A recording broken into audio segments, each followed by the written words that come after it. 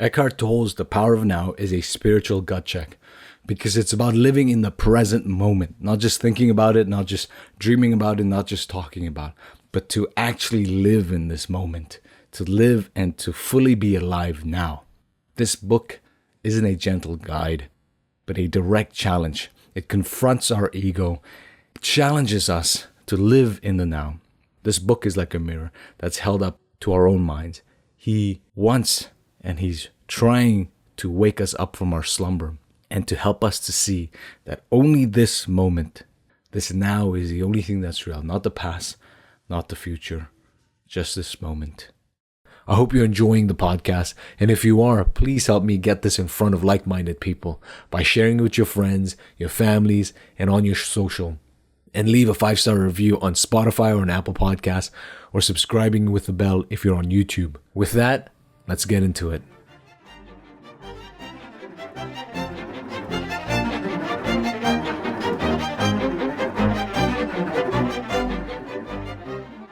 Until my 30th year, I lived in a state of almost continuous anxiety, interspersed with periods of suicidal depression.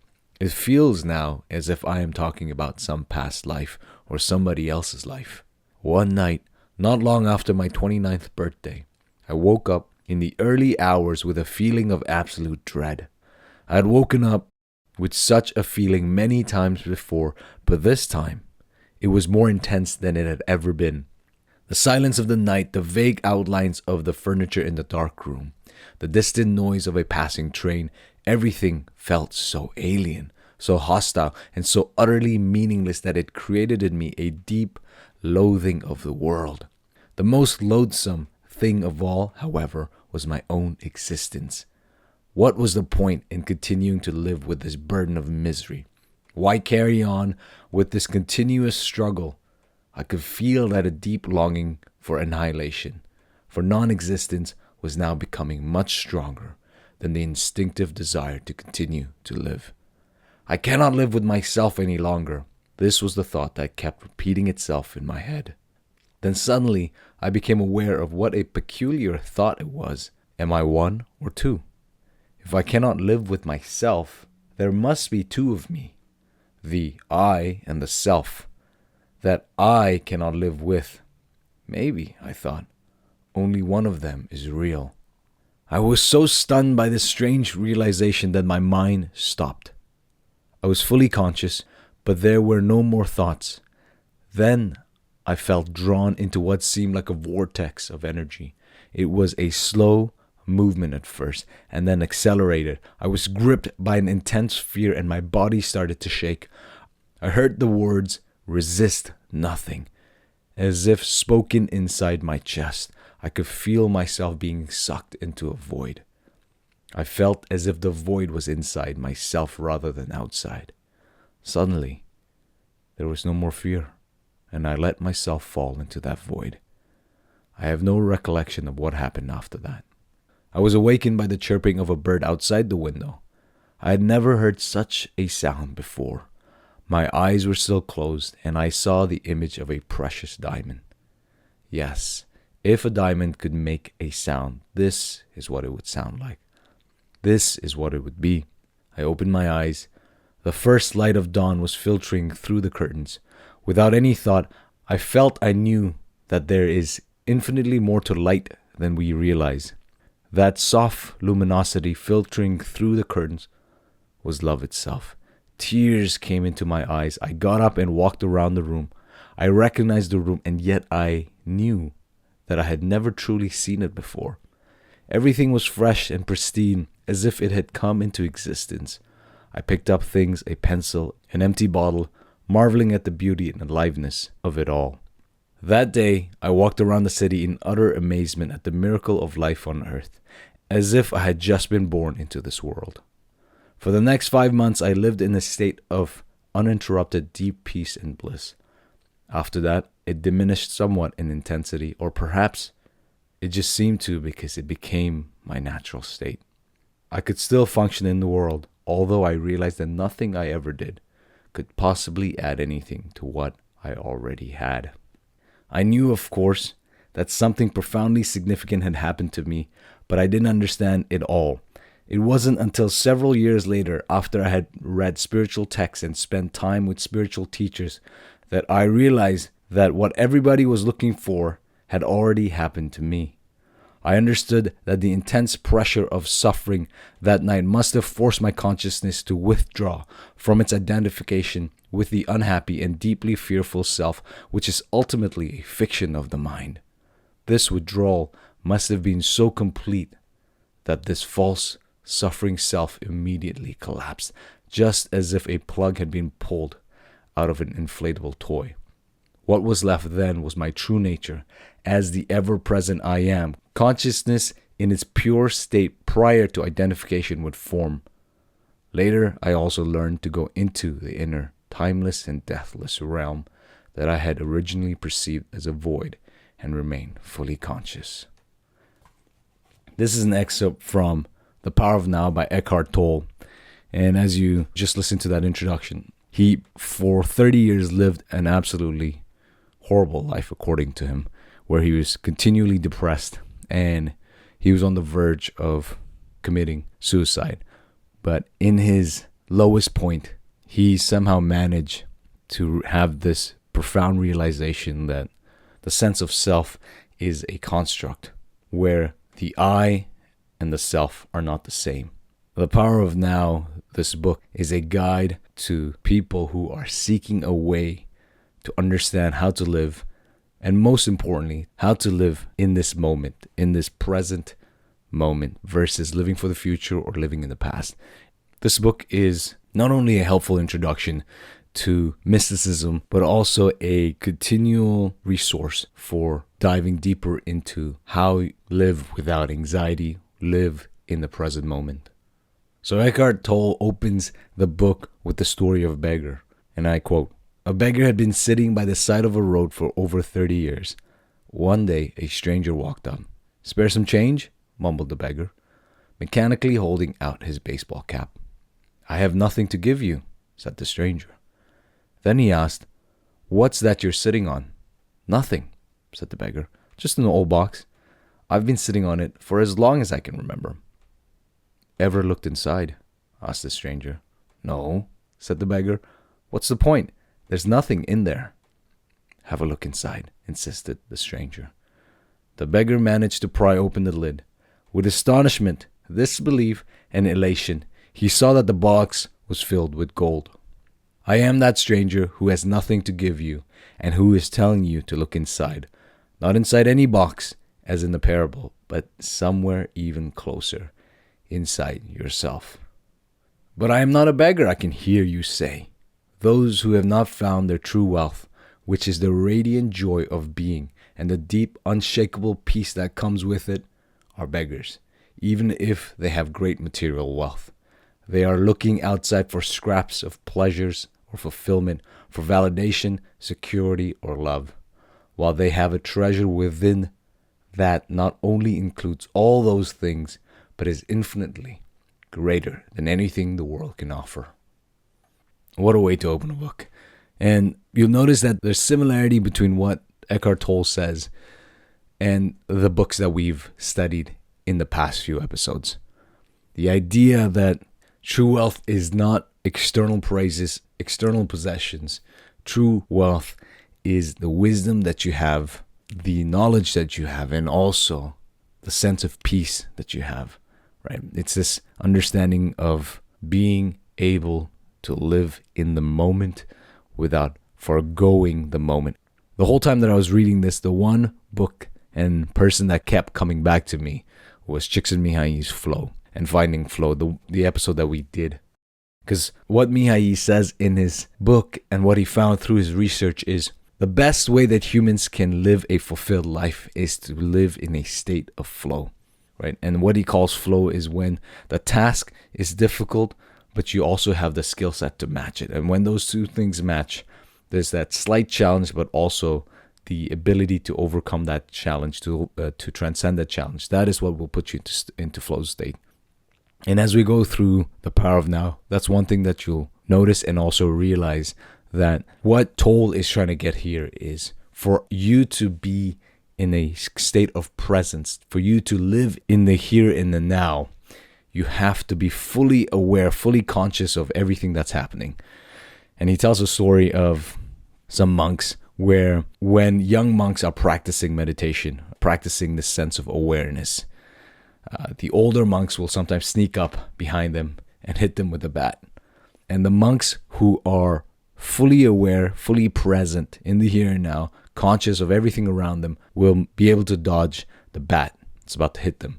But the ones whose minds are occupied by what happened in the past, by what they're looking forward in the future, by the worries, by the anxieties, they're the ones who get hit because they're not aware of it. And that's actually a great analogy for us, for how to live, for when you are spending time with your family, for when you're spending time with your friends. Are you fully present? Are you there? So continuing, one interesting thing with Tolle is Tolle's book is controversial in many circles because some people view him as a new age teacher, some people view him as a mystic, some people think that his teachings are false and should not be listened to. And the fact that I'm doing this episode on his book means that I find value in what Tolle says. So I don't really care what other people think about this, and I think you should read this book for yourself. The way this book is written is somewhat of a question and answer, right? So he's sort of amalgamating questions that have been asked to him over the years and then giving a response to it. And oftentimes his responses are 2, 3, 4, 5 pages long. And right in the beginning, somebody asks him about God and being. And Tolle says, I don't really like to use the word God because it's been misused and it tends to conjure up different ideas and concepts for different people. So he says, the word God has become empty of meaning through thousands of years of misuse. By misuse, I mean that people who have never even glimpsed the realm of the sacred, the infinite vastness behind that word, use it with great conviction, as if they knew what they are talking about, or argue against it as if they knew what it is that they are denying. And his point here is there's a huge gap, a huge chasm between simple knowledge acquisition and those who understand and those who have experienced it. Because once you have experienced, once you've apprehended the vastness, the infinite vastness, then you will start to realize that the squabbles that are happening are oftentimes over misunderstandings. And there's a story as I was reading this that came to my mind. So there was a interreligious conference that happened. And at this conference, there were priests and monks from all different walks of faith, right? So there's the Christians, the Muslims, the Buddhists, the Hindus, and so on and so forth. And at this conference, one of the things that became quite obvious was that all the priests and the theologians from all different walks of faith were arguing with each other, arguing over concepts, arguing over whose God is real, arguing over the different attributes of God. While in contrast, all the monks of all the different faiths were peacefully sitting and enjoying each other's presence and laughing and having a grand old time. And I think that sums up the point that Eckhart Tolle is trying to make. Those who've experienced whatever that term God means, where he says it's the infinite vastness, versus those who have not experienced it, the difference is that one will continue to argue and debate and be willing to do all sorts of things in trying to prove a point. And so what Tolle is trying to get at is he says, the problem that the modern world is facing is that they don't know how to stop thinking. By thinking, he means this type of overthinking and overanalyzing and not being able to let go of the past, the pain and all this. We'll get into that a bit further on, but he says, not being able to stop thinking is a dreadful affliction, but we don't realize this because almost everybody is suffering from it, so it is considered normal. The good news is that you can free your mind. This is the only true liberation. So he goes on to say, the predominance of mind is no more than a stage in the evolution of consciousness. We need to go to the next stage now as a matter of urgency, otherwise we will be destroyed by the mind, which has grown into a monster. Thinking and consciousness are not synonymous. Thinking is only a small aspect of consciousness. Thought cannot exist without consciousness, but consciousness does not need thought. Enlightenment means rising above thought, not falling back to a level below thought, the level of an animal or a plant. In the enlightened state, you still use your thinking mind when needed, but in a much more focused and effective way than before. You use it mostly for practical purpose, but you are free of the involuntary internal dialogue, and there is inner peace. When you do use your mind, and particularly when a creative solution is needed, you oscillate every few minutes or so between thought and stillness, between mind and no mind. No mind is consciousness without thought. Only in that way is it possible to think creatively, because only in that way does thought have any real power. Thought alone, when it is no longer connected with the much vaster realm of consciousness, quickly becomes barren, insane, and destructive. So you're getting the sense that what Tolle is teaching is this idea of getting to a stage where you have complete inner stillness, being able to be at peace with yourself, being able to exist in the solitude, in the silence of your soul. One of the things that this reminded me of was a book that I got many Christmases ago from my wife, and it's called Silence by Robert Cardinal Sarah. And it was that book that was monumental in how I understood silence, solitude, and there's a lot of similarities between what Tolle says with what Cardinal Sarah says. And there's this sense in which, for Cardinal Sarah, if you want to find God, you're not going to find him in the distracting, noisy world. You're not going to find him in your loud prayers, in your loud worship. You're only going to find God in the stillness of your soul, when you are silent and when there is no distraction, because you have transcended that distraction. And in that silence in your heart, in your mind, that's when you're going to find God. Returning now to the power of now, one of the interesting things that he briefly mentions but skips over is he says, even the great scientists have reported that the creative breakthroughs came at a time of mental quietude. And this is very true. A ton of scientific discoveries have come through dreams. I'm going to give you some examples of this so you can think of one. Dmitri Mendeleev, he's the guy who invented the periodic table. Dmitri spent hours grappling with how to organize, all the different chemical elements, and he was exhausted and fell asleep at his desk. And when he woke up in his dream, he saw the periodic table. So he writes, in a dream, I saw a table where all the elements fell into place as required. Another very famous example of this is in mathematics. There's a famous Indian mathematician called Srinivasa Ramanujan. He had very little formal education. There's even a movie that was done about him. Ramanujan had very little formal education in math. He ended up corresponding with Hardy, who was a professor of mathematics at Cambridge. And Hardy was convinced that Ramanujan was a genius. So he brought him over to Cambridge, and they would work on all these theorems that he was doing. In the course of his lifetime, very short life, mind you, that Ramanujan had, he produced 4,000 mathematical proofs, identities, and equations. And Ramanujan not just believed, but Ramanujan claimed that all the mathematical equations that he was getting and he was able to discover was through a Hindu goddess called Namagiri Tariyan. And he even wrote it down, saying that all his proofs come from her. She appears to him in a dream and flings the proofs in his dreams, and then he wakes up and he remembers them and writes it down. So this idea of being still, this idea of being present in the moment is quite a powerful practice to implement in our lives. Now, one of the main things that prevents people from getting into this state of living in the present moment is pain. It's the past. It's what has happened in the past. So Tolle writes, the greater part of human pain is unnecessary. It is self-created as long as the unobserved mind runs your life. The pain that you create now is always some form of non-acceptance, some form of unconscious resistance to what it is. Very similar to a quote by Seneca when he says, we suffer more in imagination than in reality. But both of these are pointing to the fact that oftentimes we make ourselves suffer. We make ourselves reside in the pain longer than it needs to be because we're stuck in the past, and we have to be able to pull ourselves away from it.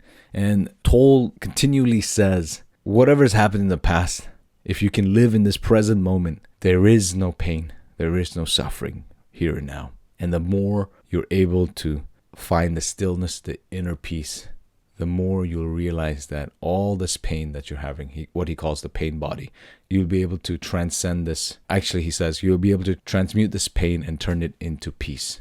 And this is what he says. A pain body may be dormant 90% of the time. In a deeply unhappy person, though, it may be active up to 100% of the time. Some people live entirely through their pain body, while others may experience it only in certain situations, such as intimate relationships or situations linked with past loss or abandonment, physical or emotional hurt. And I'm continuing. So the pain body doesn't want you to observe it directly or see it for what it is.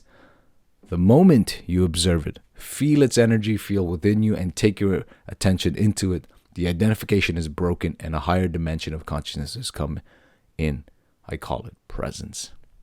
So Tolle wants us to understand that the pain that you feel, the moment you can observe it and not identify with the pain and take a second-person perspective on it, that identification that you have with this, what he calls pain body, gets broken.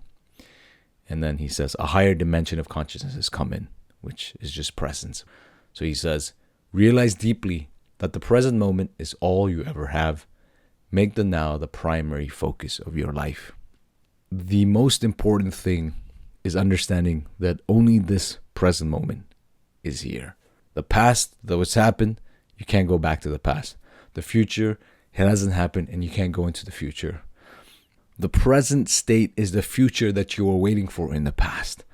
And so if you continually live in the past or you continually live in the future, you're going to miss the present. And that's something Tolle talks about over and over again. This cannot be understated. In your journey to implementing this teaching of how to live in this present moment, what's a practical way of doing this? Tolle says, focus attention on the feeling inside you. Know that it is the pain body. Accept that it is there. Don't think about it. Don't let the feeling turn into thinking. Don't judge or analyze. Don't make an identity for yourself out of it. It's allowing that pain to come through you, just like a water flowing through you.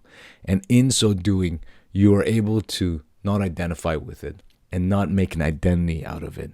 And the reason he says an identity out of it is he talks about how many people love to identify with their traumas, with their pain. And because they identify with their trauma, with their pain, they get stuck. And they get stuck in the past. And they're unable to leave their past. And that is what haunts them. And that's what haunted him, as you listen to in the excerpt. He's saying once you're able to not identify yourself with the pain, but allow the pain to flow through you, that is when you'll be able to live in the present moment.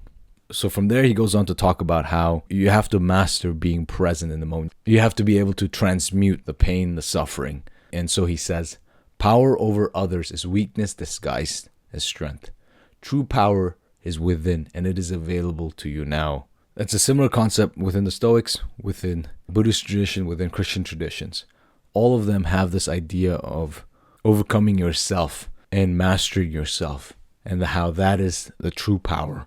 So the Buddha says, though one were to conquer 1,000,000 men in battle, that man who conquers himself is the greater victor. And Epictetus says, most men want to rule over others, but the great and wise man rules over himself. Tolle goes on to say, the more you focus on time, past and future, the more you miss the now, the most precious thing there is. Why is it the most precious thing? Firstly, because it is the only thing. It's all there is. The eternal present is the space within which your whole life unfolds. Like everything that you do happens now. Everything that you've ever done happened now, back then. Meaning the present state is all that you ever have, is all that we ever have. And so if you miss living in this present state, Tolle goes on to say it is something you'll end up missing living in this life. And he talks about unlocking this dimension, right? This dimension of living in this present state. And I quote, the reason why some people love to engage in dangerous activities, such as mountain climbing, car racing, and so on, although they may not be aware of it, It is that it forces them into the now, that intensely alive state that is free of time, free of problems, free of thinking, free of the burden of the personality. Slipping away from the present moment, even for a second, may mean death. Unfortunately, they come to depend on a particular activity to be in that state. But you don't need to climb the north face of the Eiger. You can enter that state now. And I've mentioned before that one of the activities that I do that allows me to get into flow state is Brazilian Jiu-Jitsu. And you'll hear from many practitioners who say the same thing. Because when you are training, there is nothing else you can think about. You have to be fully focused on the present state, on that particular time. And I think Tolle's point is a good reminder that you don't need to climb the north face of the Eiger. You don't need to train only Brazilian Jiu-Jitsu. You don't need to only do rock climbing, biking. You can enter that state now. And one of the things that popped in my head when I was reading this, there's a story of this guy called Obi-Wan Nairobi. That's his nickname, of course, but his real name is Christian Craighead. And Christian Craighead was part of the SAS, which is the elite military in the UK. And Christian was in Nairobi on training the Nairobi Special Forces when he got a call from his friend saying that famous hotel/complex was attacked by a bunch of terrorists. And so Craighead goes to this place and single-handedly defeats all these terrorists. And he saves, I believe, around 400 people that day. I highly recommend checking some of the interviews that he's done. But in one particular interview on the Sean Ryan podcast, Christian Craighead talks about how when he entered that building, right, knowing full well that he could die, knowing full well that there were multiple terrorists inside killing people, that he might not come back out. He says that it was the first time in his life that he got into this higher dimension of flow state. And he says, I've gotten into flow states before, but this was like nothing. Everything became clearer. I could hear further than I could ever hear before. I could see further than I could ever see before. I could smell things. And he was saying I could sense everything around me. Now, the point of bringing up Christian Craighead / Obi-Wan Nairobi is that what Tolle says is actually spot on. People are able to get into the state, into a much higher state of flow when it's life or death situation. And what Tolle is encouraging the readers is you can get into that state without the danger, right? You can get into that flow state here and now at your house. You don't have to wait for a death situation. You don't have to wait for a dangerous situation to arise for you to enter into the state. One of the comments made when discussing this state, this flow state, is somebody who says, I noticed this tree for the first time without any filter and I could see all the leaves. I could see more colors than I'd ever seen before. But it seems like it's just a glimpse. Like it seems like it comes and goes. Is it possible to exist in this state? And Tolle goes on to say, you have had a glimpse of how the timeless can transform your perspective. But an experience is not enough, no matter how beautiful or profound. What is needed and what we are concerned with is a permanent shift in consciousness. So break the old pattern of present moment denial and present moment resistance. Make it your practice to withdraw attention from past and future whenever they are not needed. And immediately following up to this, a question comes up saying, well, isn't it still true that sometimes the future is going to be better than the present state? Right? If you are going through a difficult time, isn't the future better? Isn't the future going to give you hope to overcome, to be able to make it through the present state? And so Tolle goes on to say, you may win $10 million, but that kind of change is no more than it's skin deep. You would simply continue to act out the same conditioned patterns in the more luxurious surroundings. Humans have learned to split the atom. Instead of killing 10 or 20 people with a wooden club, one person can kill 1 million just by pushing a button. Is that real change? If it is the quality of your consciousness at this moment that determines the future, then what is it that determines the quality of your consciousness? Your degree of presence. So the only place where true change can occur and where the past can be dissolved is the now. All negativity is caused by an accumulation of psychological time and denial of the present. Unease, anxiety, tension, stress, worry.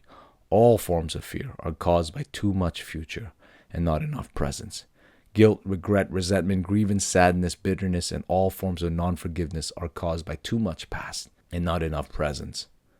Most people find it difficult to believe that a state of consciousness totally free of negativity is possible, and yet this is the liberated state to which all spiritual teachings point. His point is the only difference between the future and the present and the past is that the present is the future that your past self was waiting for, and the past is simply the present state that you've missed. And so to change any sort of character, to have any real change in how you live and how you act out in the world, according to Tolle, is to be fully present in the now.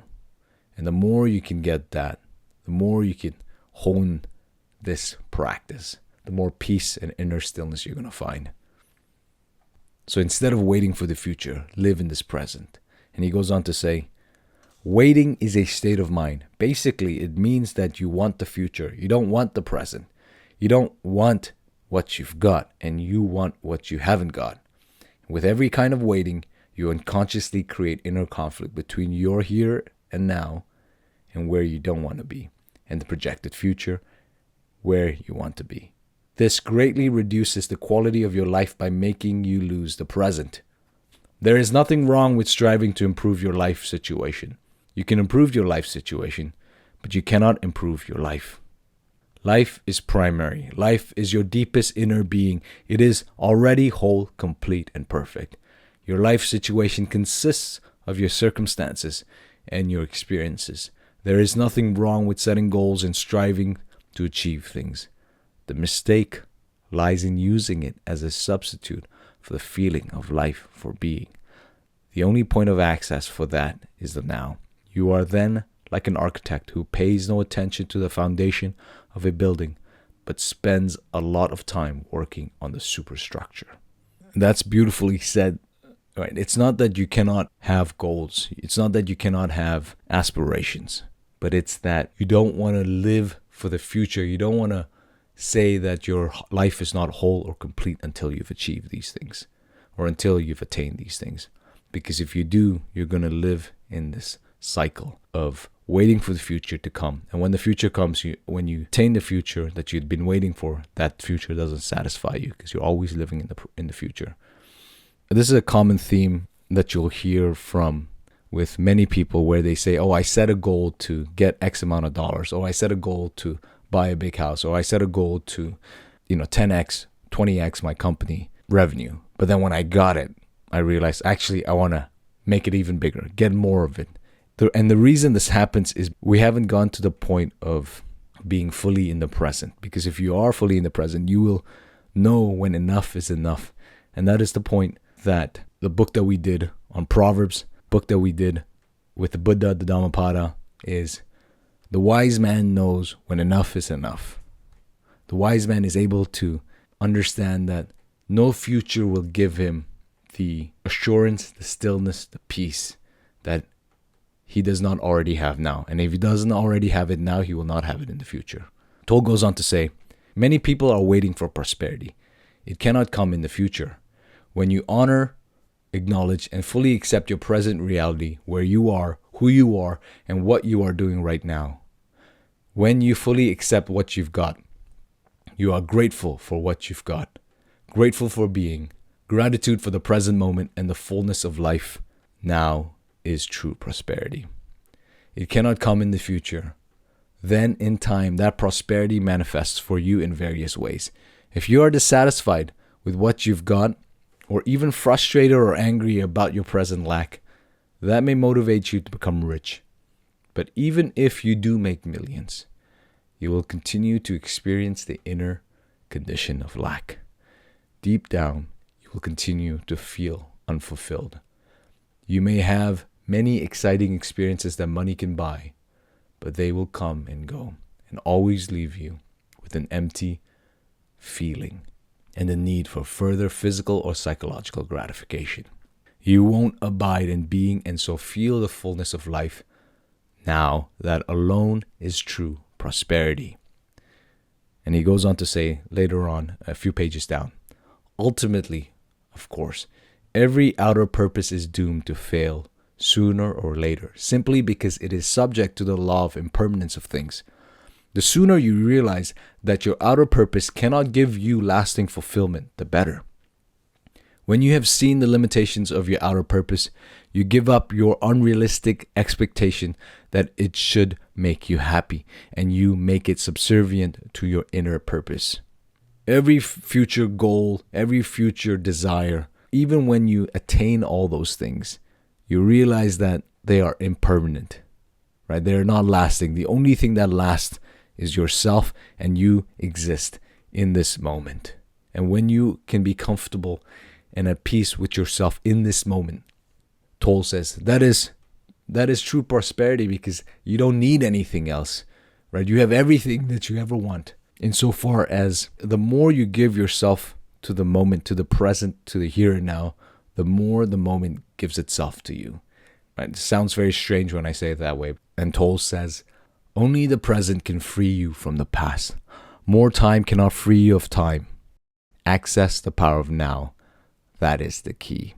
Like, all this sounds good and all, but isn't it impossible to not have any cravings? Isn't it impossible to not have any sort of desires, future aspirations? And Tolle says, all cravings are the mind seeking salvation or fulfillment in external things and in the future as a substitute for the joy of being. As long as I am my mind, I am those cravings, those needs, wants, attachments, and aversions, and apart from them there is no I, except as a mere possibility, an unfulfilled potential, a seed that has not yet sprouted. In that state, even my desire to become free or enlightened is just another craving for fulfillment or completion in the future. So don't seek to become free of desire or achieve enlightenment. Become present. Be there as the observer of the mind. Instead of quoting the Buddha, be the Buddha. Be the awakened one, which is what the word Buddha means. Humans have been in the grip of pain for eons. Ever since they fell from the state of grace, entered the realm of time and mind, and lost awareness of being. At that point, they started to perceive themselves as meaningless fragments in an alien universe, unconnected to the source and to each other. Pain is inevitable as long as you are identified with your mind, which is to say unconscious, spiritually speaking. I am talking here primarily of emotional pain, which is also the main cause of physical pain and physical diseases. Resentment, hatred, self-pity, guilt, anger, depression, jealousy, and so on. Even the slightest irritation are all forms of pain. And every pleasure or emotional high contains within itself the seed of pain, its inseparable opposite, which will manifest in time. Anybody who has ever taken drugs to get high will know that the high eventually turns into a low, that the pleasure turns into some form of pain. Many people also know from their own experience how easily and quickly an intimate relationship can turn from a source of pleasure to a source of pain. Seen from a high perspective, both the negative and the opposite polarities are faces of the same coin, are both part of the underlying pain that is inseparable from the mind-identified egoic state of consciousness. And he goes on to say this identification with this pain is because of what he calls ordinary unconsciousness. And so he explains, what I call ordinary unconsciousness means being identified with your thought processes and emotions, your reactions, desires, and aversions. It is most people's normal state. In that state, you are run by the egoic mind, and you are unaware of being. It is not a state of acute pain or unhappiness, but of an almost continuous low level of unease, discontent, boredom, and nervousness, a kind of background static. You may not realize this because it is so much a part of normal living, just as you are not aware of a continuous low background noise, such as the hum of an air conditioner, until it stops. When it suddenly does stop, there is a sense of relief. Many people use alcohol, drugs, sex, food, work, television, or even shopping as anesthetics in an unconscious attempt to remove the basic unease. When this happens, an activity that might be very enjoyable if used in moderation becomes imbued with a compulsive or addictive quality, and all that is ever achieved through it is extremely short-lived symptom relief.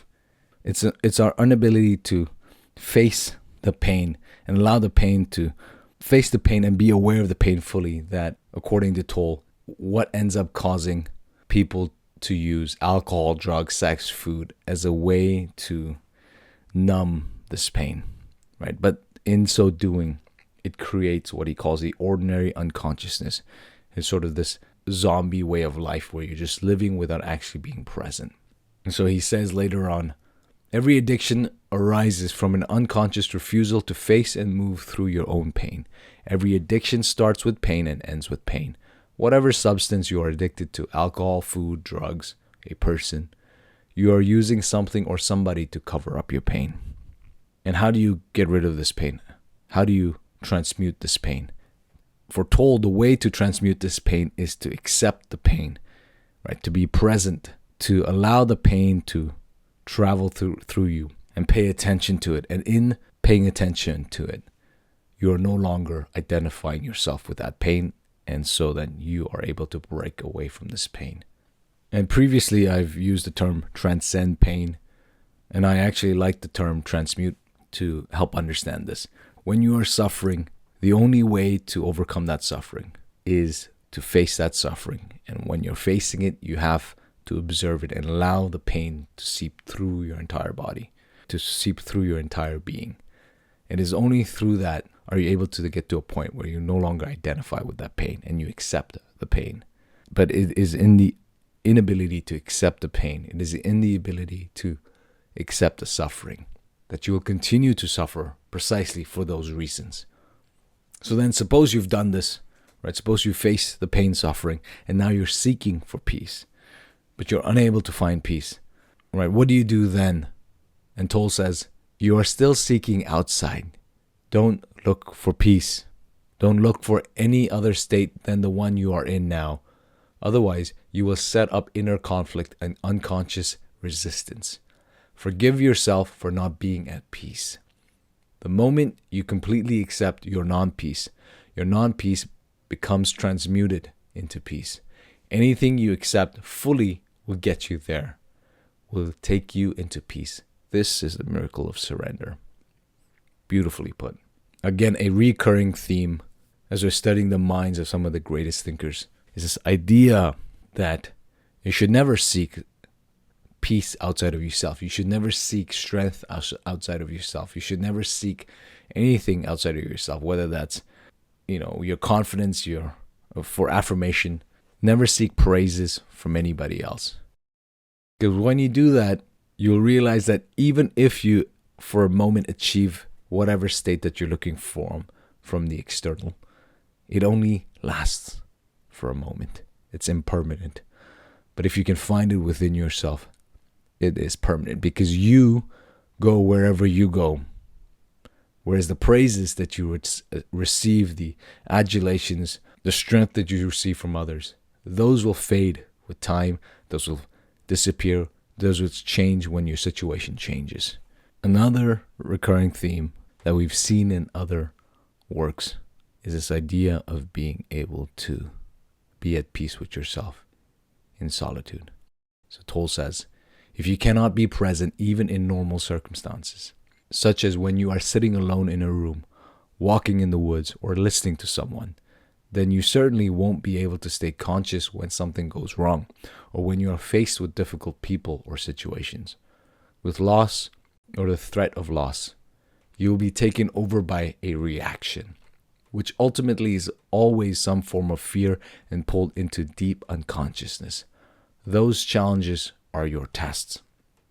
Only the way in which you deal with them will show you and others where you are at as far as your state of consciousness is concerned. Right? It's when you are faced with another, when you are in contact with other people, that you will understand what your level of consciousness is. And he's saying it's not your ability to just sit still.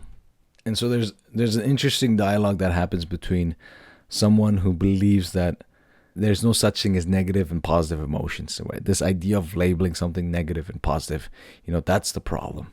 The question is posed to Eckhart Tolle as, but if you call some emotions negative, Aren't you really saying that they shouldn't be there? That it's not okay to have those emotions? My understanding is that we should give ourselves permission to have whatever emotions come up, rather than judge them as bad or say that we shouldn't have them. It's okay to feel resentful. It's okay to be angry, irritated, moody, or whatever. Otherwise, we get into repression, inner conflict, or denial. Everything is okay as it is. And now, this is Eckhart Tolle's response. Of course, once a mind pattern, an emotion, or a reaction is there, accept it. You were not conscious enough to have a choice in the matter. That's not a judgment, that's a fact. If you had a choice or realize that you do have a choice, would you choose suffering or joy, ease or unease, peace or conflict? Would you choose a thought or a feeling that cuts you off from the natural state of well-being, the joy of life within? Any such feeling I call negative, which simply means bad. Not in the sense that you shouldn't have done that, but just plain factual bad, like feeling sick in the stomach. How is it possible that humans killed in excess of 100 million fellow humans in the 20th century alone? Humans inflict pain of such a magnitude on another is beyond anything you can imagine. And that's not taking into account the mental, emotional, and physical violence and torture, the pain, the cruelty they continue to inflict on each other as well as on other sentient beings on a daily basis. Coming back specifically to what you said, it is certainly true that when you accept your resentment, moodiness, anger, and so on, you are no longer forced to act them out blindly. You are less likely to project them onto others. But I wonder if you are not deceiving yourself. When you have been practicing acceptance for a while, as you have, there comes a point when you need to go to the next stage, where those negative emotions are not created anymore. If you don't, your acceptance just becomes a mental label that allows your ego to continue to indulge in unhappiness, and so strengthens its sense of separation from other people, your surrounding, your here and now. As you know, separation is the basis for the ego's sense of identity. True acceptance would transmute those feelings at once. And if you really knew deeply that everything is okay, as you put it, and of which, of course, is true, then would you have those negative feelings in the first place? Without judgment, without resistance to what is, they would not arise. You have an idea in your mind that everything is okay, but deep down, you don't really believe it. So, the old mental, emotional pattern of resistance are still in place. That's what makes you feel bad. Then this person responds, that's okay too. To which Tolle says, are you defending your right to be unconscious, your right to suffer? Don't worry, nobody's going to take that away from you. Once you realize that a certain kind of food makes you sick, would you carry on eating that food and keep asserting that it's okay to be sick? That is a fantastic dialogue. Now, whether that dialogue happened in real life or not, the idea that there are no such thing as good and bad, pretty common within New Age philosophies. And this is why I don't think you can put Eckhart Tolle in the school of New Age, though some people want to put him in there, because Tolle's concepts that he's talking about here, and there are tons of things in here that I haven't even gotten to, that he draws a lot from ancient philosophers, ancient theologians, and from religious traditions, such that it's not a shallow understanding of being present. One of the things that Tolle reminded me of, there's a very tiny book called The Practice of the Presence of God by Brother Lawrence, who is a 17th century monk. And it's his teachings compiled in this tiny, tiny book. And essentially, Brother Lawrence is teaching his reader that to experience the presence of God, you have to be present in the here and in the now. And when you read Brother Lawrence's The Practice of the Presence of God, you will see a lot of similarities between this and the power of now. And this is a practical advice that Tolle gives on how to free yourself from your mind, because he believes that is the true liberation. He says, start listening to the voice in your head as often as you can. Pay particular attention to any repetitive thought patterns. those old gramophone records that have been playing in your head perhaps for many years. This is what I mean by watching the thinker, which is another way of saying listen to the voice in your head, be there as the witnessing presence. When you listen to that voice, listen to it impartially. That is to say, do not judge. Do not judge or condemn what you hear, for doing so would mean that the same voice is coming again through the back door. You'll soon realize there is the voice, and here I am listening to it, watching it. This I am realization, this sense of your own presence is not a thought. It arises from beyond the mind. And with that, I'm going to wrap. Thank you for listening to this episode. As always, if you enjoyed this episode and you're not subscribed, do subscribe and give this podcast a rating on Apple Podcast, on Spotify, or wherever you listen to it. Till next week, peace.